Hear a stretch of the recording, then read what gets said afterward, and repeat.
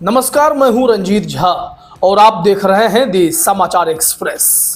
चुनाव आयोग के सीईसी ज्ञानेश कुमार से कोई यदि कह दे कि आपकी नीयत में खोट है तो वे तुरंत भड़क जाते हैं।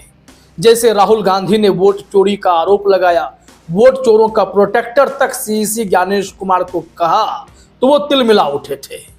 लेकिन 27 अक्टूबर को सीईसी ज्ञानेश कुमार एक बार फिर से प्रेस कॉन्फ्रेंस करते हैं। उसमें यह घोषणा की जाती है कि फेज 2 में 12 राज्यों में एसआईआर किया जाएगा।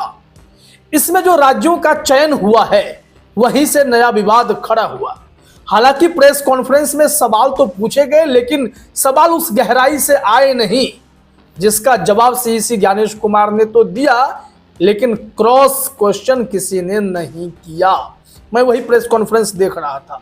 दरअसल केरला में लोकल बॉडी इलेक्शन होने वाले हैं और ऐसे में इसी बीच में एसआईआर की घोषणा में केरल का भी नाम आ गया, जबकि केरला विधानसभा ने सर्वसम्मति से यह पारित किया था कि हम एसआईआर फिलहाल तो नहीं होने देंगे क्योंकि आगे लोकल बॉडी इलेक्शन भी है। और इतना ही नहीं, केरला के सीईओ, चीफ इलेक्शन कमिश्नर कह लें या स्टेट इलेक्शन कमीशन की बात कर लें, इन्होंने भी चुनाव आयोग के सामने अपील रखी थी कि आप जरा इसे पोस्टपोन कीजिए, आगे कर लेंगे। लेकिन सीईसी ज्ञानेश कुमार ने इनकी बात नहीं सुनी और जब मीडिया ने उनसे सवाल पूछा कि केरला में ऐसी ऐसी बातें थी तो आपने क्यों एसआईआर की घोषणा करके केरल का भी नाम शामिल कर लिया है, तो उनका जवाब क्या था, सुन लीजिए।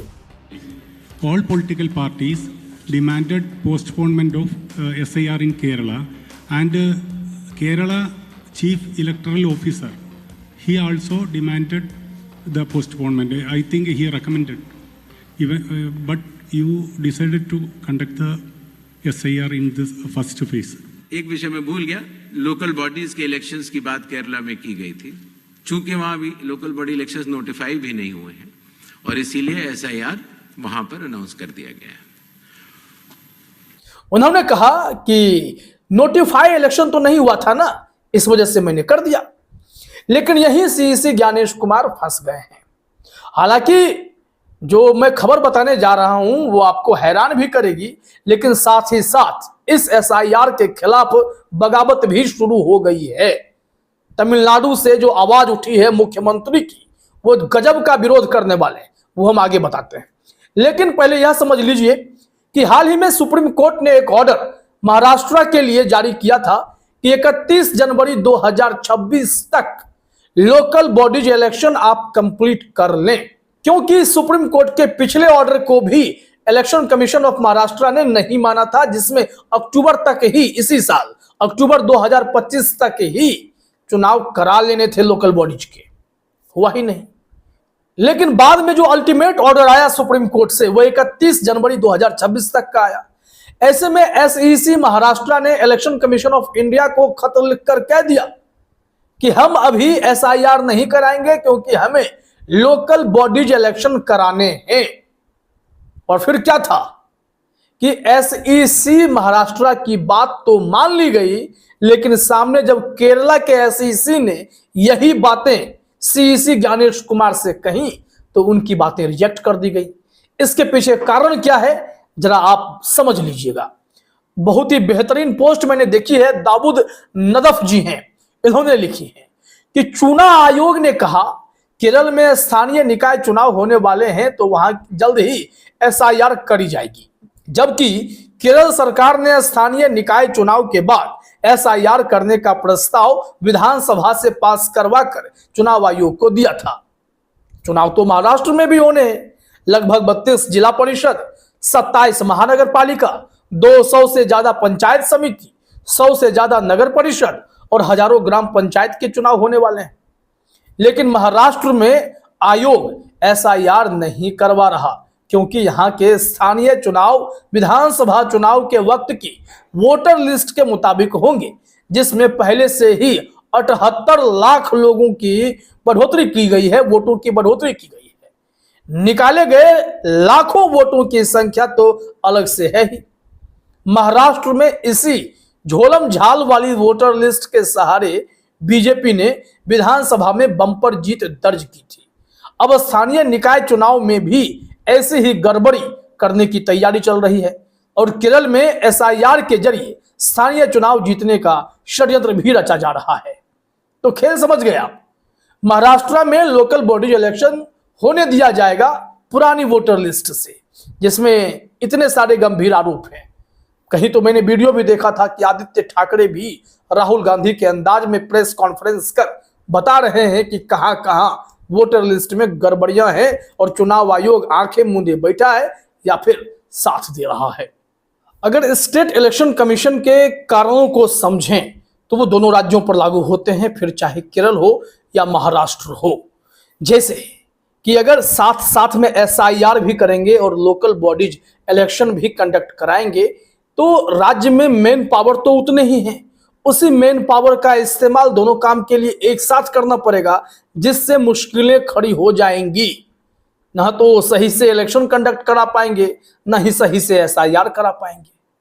चुनाव आयोग के सीसी ज्ञानेश कुमार को अच्छे से पता है कि इस तरीके के सिचुएशंस खड़े होंगे, लेकिन केरला के लिए तो वो तैयार नहीं हुए।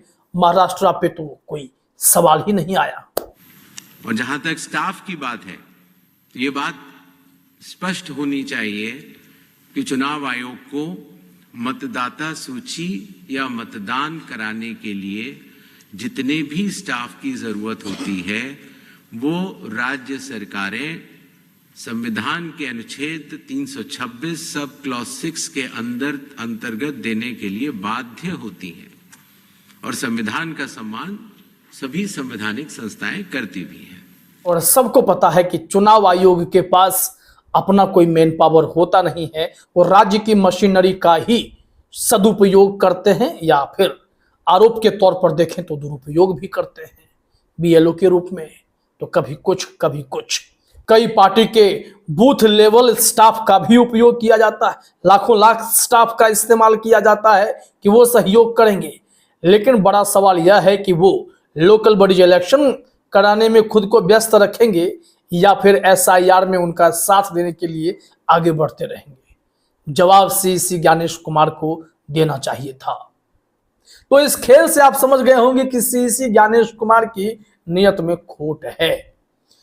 अब जो हम तमिलनाडु की बात कर रहे थे वो जरा बता देते हैं। यहां पर तमिलनाडु के सीएम स्टालिन ने अपील की है तमाम पार्टियों से कि आप लोग मेरे साथ खड़े होइए। 2 नवंबर को हम एक बड़ी बैठक करने जा रहे हैं एसआईआर के विरोध में और आपको एकजुटता दिखाने की जरूरत है।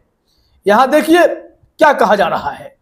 द हिंदू की रिपोर्ट है, इसमें कहा गया है मुख्यमंत्री एमके स्टालिन ने अपील की है कि राजनीतिक मतभेदों को दूर रखते हुए सभी दलों को तमिलनाडु में मतदाता सूची के भारतीय चुनाव आयोग ईसीआई के विशेष गहन पुनरीक्षण एसआईआर के विरोध में 2 नवंबर को प्रस्तावित सर्वदलीय बैठक में भाग लेकर एकजुटता व्यक्त करनी चाहिए। स्टालिन ने क्या कहा है कि उनकी सरकार जिसने 2021 से 3 प्राकृतिक आपदाओं का सामना किया है, उन्होंने लोगों के अनुकूल कल्याणकारी योजनाओं को लागू करने के अलावा केंद्रीय सहायता के बिना इन त्रासदियों के गंभीर परिणामों को सफलतापूर्वक बेअसर कर दिया है। इसके बावजूद भी बीजेपी वाले और चुनाव आयोग मिलकर वहां एसआईआर के जरिए इन लोगों के हालात को और खराब करना चाहते हैं, उथल पुथल मचाना चाहते हैं। स्टालिन ने यह कहा है कि ठीक है आप लोग हमसे मतभेद रखते हैं, लेकिन हमारे साथ इसलिए खड़े होइए कि वे एसआईआर के रूप में इस आने वाली मानव निर्मित आपदा को विफल करने के लिए हमारे साथ खड़े हों। उन्होंने उम्मीद जताई है कि तमिलनाडु एक बार फिर लोगों और लोकतंत्र की रक्षा के लिए इस कदम पर काबू पा लेगा। सीसी ज्ञानेश कुमार मोदी शाह के इशारे पर अपना कदम आगे बढ़ा चुके हैं। उन्होंने 12 राज्यों को इस बार चुना है। असम को भी छोड़ दिया गया है, उसमें भी कोर्ट का हवाला दिया गया कि कोर्ट मॉनिटर वहां पर पहले से नागरिकता जांचने का काम चल रहा है, तो हम बाद में एसआईआर कभी कर लेंगे। इसका क्या मतलब है? आपको कोर्ट पर भी भरोसा नहीं है क्या? तो इस तरीके से पूरे देश में सीसी ज्ञानेश कुमार एसआईआर की ओर आगे बढ़ते जा रहे हैं। लेकिन बड़ा सवाल यह है कि अगर सीईसी ज्ञानेश कुमार खुद को पाक साफ बताते हैं तो जवाब इस बात का देना चाहिए कि केरल में लोकल बॉडीज इलेक्शन नोटिफाई नहीं हुआ तो महाराष्ट्र में भी तो नोटिफाई नहीं हुआ है, हालांकि मैक्सिमम तारीख तय है सुप्रीम कोर्ट के द्वारा। तो फिर आपने महाराष्ट्र को छोड़ कैसे दिया साहब?